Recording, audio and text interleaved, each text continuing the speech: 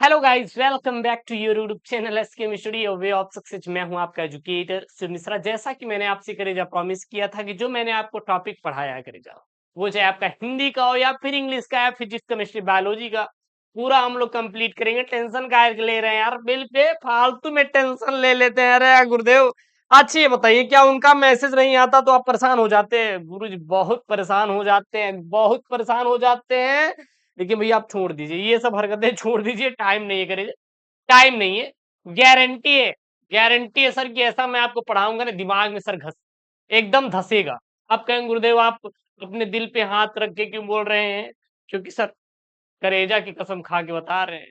चौचक वाला sir topic लेकर आए हैं सर, निबंध लेखन देख रहे हैं ना सर, निबंध लेखन है।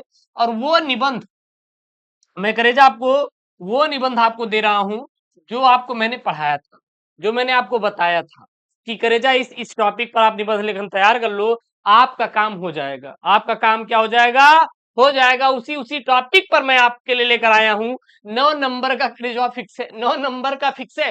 और मैंने आपसे प्रॉमिस किया था कि जितने निबंध हैं टॉप 5 के, एक एक निबंध करवा देंगे, एक एक निबंध करवा देंगे। किसकी परेशानी ले रहे हैं? टेंशन ही ना लो। अच्छा इसका सर पीडीएफ करे जो, इसका पीडीएफ जो है ना, जाइए एसके मिश्री टेलीग्राम पर, मैं वहां पे इसका शेयर कर दे रहा हूं, डाउनलोड कर लेना। लिंक इन द करेजा डिस्क्रिप्शन बॉक्स, ठीक है ना। चलिए सर पहले देख लेते हैं टॉप 5 निबंध में सर है क्या। एक बात ध्यान देना, यह पेपर में 9 नंबर का आता है। 9 नंबर का हिंदी के पेपर में एकदम छपने वाला टॉपिक है। क्यों ना इसको सर छाप लेते हैं आज, इसका एकदम वारा न्यारा कर देते हैं गुरुदेव। दोबारा जिंदगी में हमें इसको पढ़ने की जरूरत ना पड़े। बस एक बार पढ़ लो, काम खत्म हुआ। बस एक बार पढ़ लो, काम खत्म हुआ। सबसे पहला, पर्यावरण प्रदूषण समस्या और समाधान पर निबंध आपको तैयार करना है। आतंकवाद समस्या और समाधान, भारत में बेरोजगारी की समस्या, आजादी का अमृत महोत्सव और नई शिक्षा नीति 2020, यानी कि गुण और दोष, यानी जो नई शिक्षा नीति एनईपी आई हुई है, न्यू एजुकेशन पॉलिसी, उसके लाभ और हानि, ये तो भाई साहब आपका छपने वाला है। New education policy class 10th में हो चुका है लागू भी, और जो आपकी अन्य परीक्षाएं उसमें भी लागू की जा रही हैं। तो ठीक है, तो हम लोग इस पे किस पर करने वाले निबंध सर? फिर जब हम लोग करने वाले भारत में बेरोजगारी की समस्या और समाधान। टाइम बर्बाद नहीं करना है, टाइम मैनेजमेंट का विशेष तौर पर ध्यान आपको भी देना है, मुझे भी देना है। मैं ऐसा पढ़ाऊंगा, ऐसे अप्रोच से पढ़ाऊंगा कि आपका भी टाइम मैनेज होगा और मैं अपना भी टाइम मैनेजमेंट करूंगा। क्योंकि जब तक मेरे अंदर सुधार नहीं होगा, आपके अंदर कैसे सुधार होगा? जरा सोचिए। एक ही निबंध जिसको हमें केवल 4 से 5 मिनट में सॉल्व कर देना है, अगर उसमें हम लगा दिए गुरुजी घंटों, तो ये मेरी कमी है। ये मेरी कोई बहुत अच्छाई बात नहीं है कि मैं पढ़ा रहा हूँ 1 घंटे भारत में बेरोजगारी की समस्या 1 घंटे पढ़ा रहे हैं। चुतियापा है सर, चुतियापा काट रहे हैं आपका यार। पूछो कैसे? क्योंकि 2 घंटे का टाइम मिलता है, 3 घंटे का, उसमें आपका 100 नंबर का पेपर सॉल्व करना रहेगा। तो आपका चूतिया काट रहे हैं सर अगर हम ऐसा कर रहे हैं तो। ऐसे शब्दों का सर प्रयोग करना जरूरी है, क्योंकि भैया ऐसी हो रहा है कि नहीं। चलिए सर, भारत में बेरोजगारी की समस्या पर निबंध। सबसे पहले करें जवाब, प्रस्तावना देना है। क्या देना है? प्रस्तावना देना है। प्रस्तावना आपको देना ही देना है। अच्छा प्रस्तावना आपको देना है। अच्छा गुरुजी, प्रस्तावना में लिखना क्या है? लिखना क्या है सर? हमें नहीं पता, हमें नहीं पता सर प्रस्तावना में क्या लिखना है। आप ही कुछ हमारा मार्गदर्शन करिए। तो प्रस्तावना में यही आपको लिखना है, प्रस्तावना में यही लिखना है। क्या लिखना है करेजा? देखिएगा यहाँ पे, पूरा पूरा ले लो, देखना। भारत एक विकासशील देश है जहां तेजी से आर्थिक प्रगति हो रही है, लेकिन इसके साथ ही बेरोजगारी की समस्या भी गंभीर हो रही है। हम मान रहे हैं भारत में विकास हो रहा है, आए इनकी सरकार आए, बीजेपी आई, कांग्रेस आई, कोई अन्य पार्टी आई, वो विकास कर रही है, डजन मैटर। लेकिन सब नौकरी भी देना अनिवार्य है। हम कह रहे हैं आप बहुत ही मजबूती के साथ चल रहे हैं, ये लॉन्च कर दिए, ये बनवा दिए, ये रोड बनवा दिए, वो मकान दे दिए, लेकिन जो बच्चे हैं अगर वो बेरोजगार ही रह गए तो किस काम के आप? तो सरकार को सर देना जरूरी है। क्या देना जरूरी है? क्या देना जरूरी है सर? रोजगार देना क्या है? जरूरी है, ठीक है ना। बेरोजगारी का अर्थ है काम करने के इच्छुक और सक्षम लोगों को रोजगार न मिलना।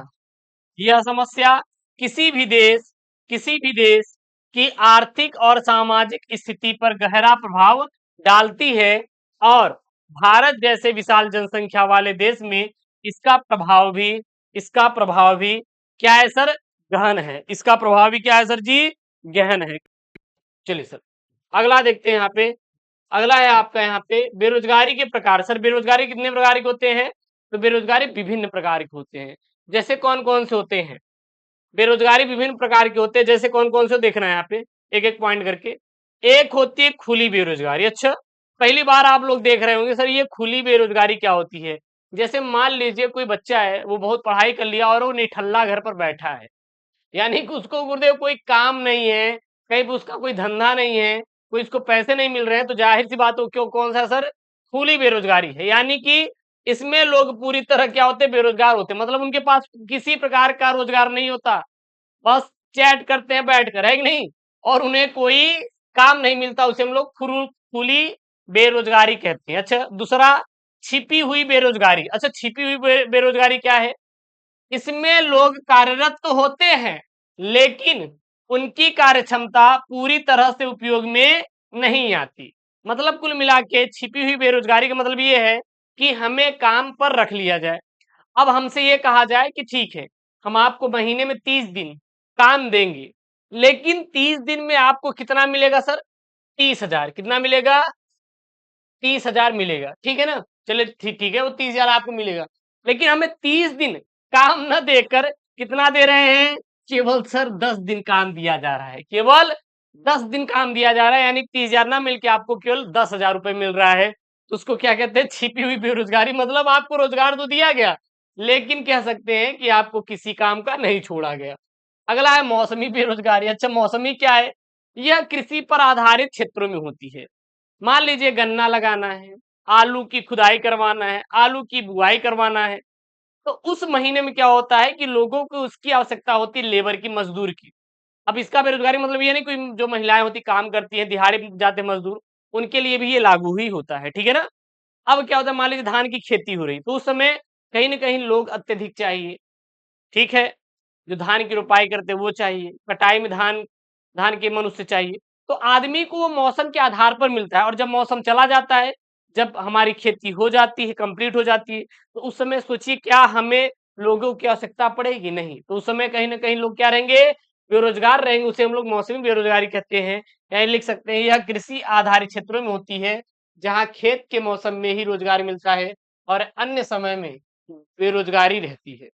अगला है प्रशिक्षण और कौशल की कमी से बेरोजगारी। यानी कि लोगों को उतना सक्षम बनाया ही नहीं गया कि अपना खुद का रोजगार कर पाए। जरा आप सोचिए, ठीक है, हम ये नहीं कहते हैं कि लोग पढ़ा नहीं रहे हैं, मैं सबका रिस्पेक्ट करता हूँ, सभी टीचर्स का रिस्पेक्ट करता हूँ जो भी यूपी बोर्ड के पढ़ा रहे हैं, लेकिन आप बच्चे को सही पढ़ाइए ना सर।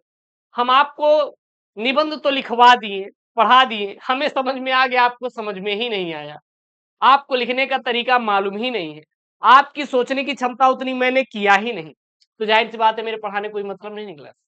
उसी को हम लोग क्या बोलते हैं, प्रशिक्षण और कौशल की कमी से बेरोजगारी। मतलब कि लोगों को सिखाओ। हम कह रहे हैं, मान लीजिए मुझे एक व्यक्ति की जरूरत है कैमरा चलाने के लिए, ठीक है।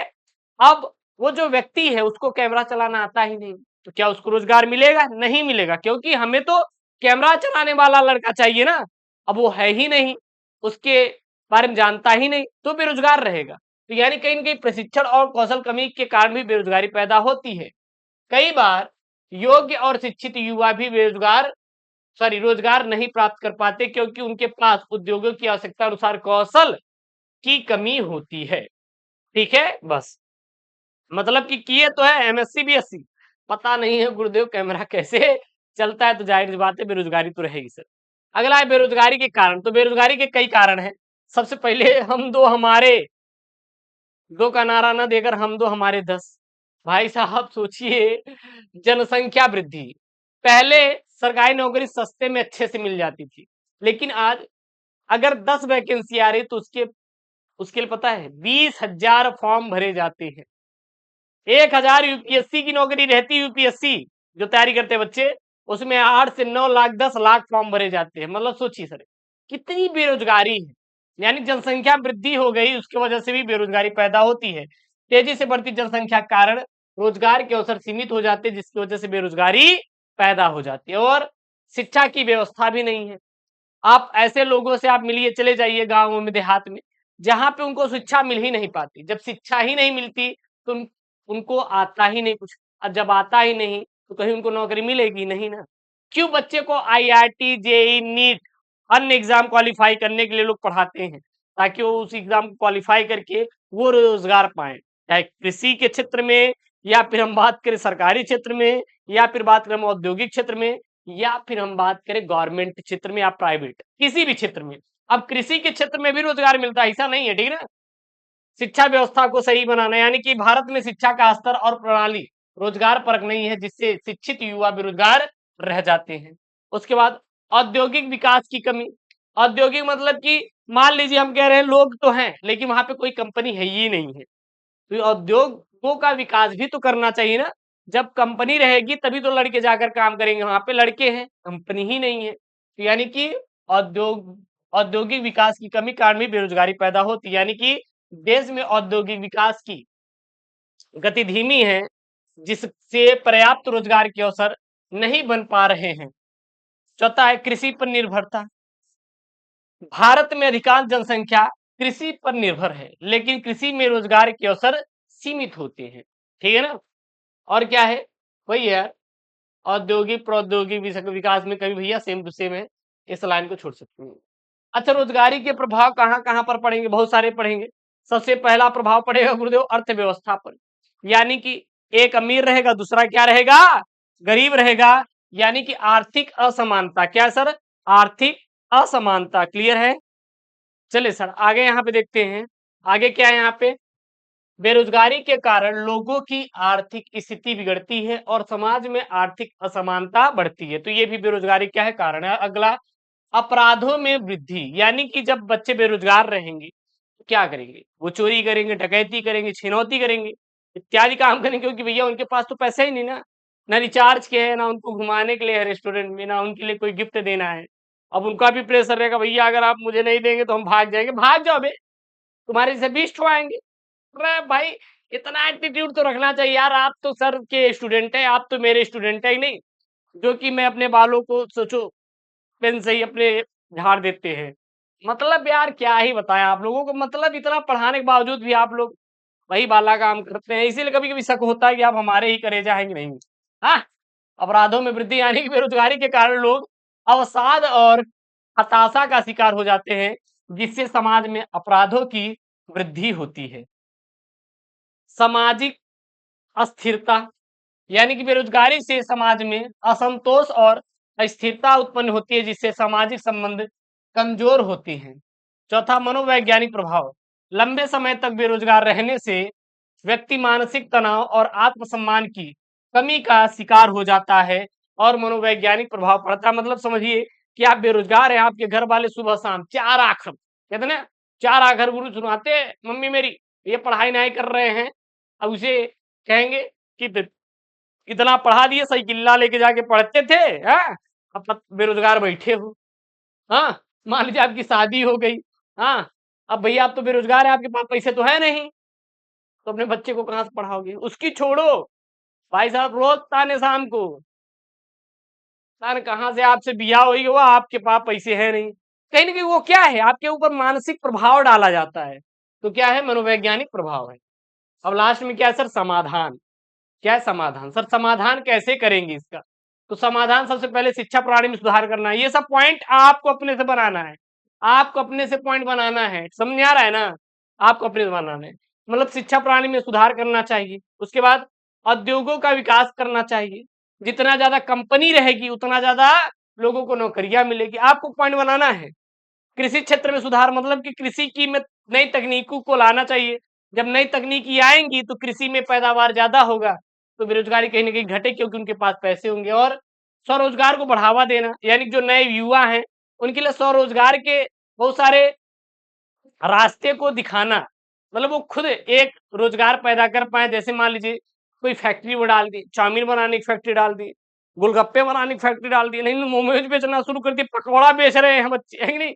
अब तो ऐसा भी आया कि नर्सरी के बच्चों को पकौड़ा बनाना सिखाया जाएगा, मतलब सोचो यार, इतने बड़ा टैलेंटेड तो ये भी है, और प्रौद्योगिक और नवाचार मतलब नए नए चीजों को लाना चाहिए, तो ये कर लेंगे। उसके बाद लास्ट में निष्कर्ष लिखना आपके लिए इंपॉर्टेंट है, ये भी लिख देना है। क्या लिख देना है? बेरोजगारी भारत में एक गंभीर समस्या जो आर्थिक और सामाजिक विकास में बाधा डालती है, और इसके समाधान के लिए सरकार, समाज और प्रत्येक नागरिकों को मिलकर प्रयास करना होगा। यदि सही दिशा में कदम उठाया जाए तो यह समस्या दूर की जा सकती है और देश की प्रगति को नई ऊंचाइयों पर पहुंचाया जा सकता है। तो करेजा, ये रहा आपका निबंध, ठीक है ना? ये क्या रहा आपका निबंध। और इसमें मैंने आपको क्या बताया सर जी?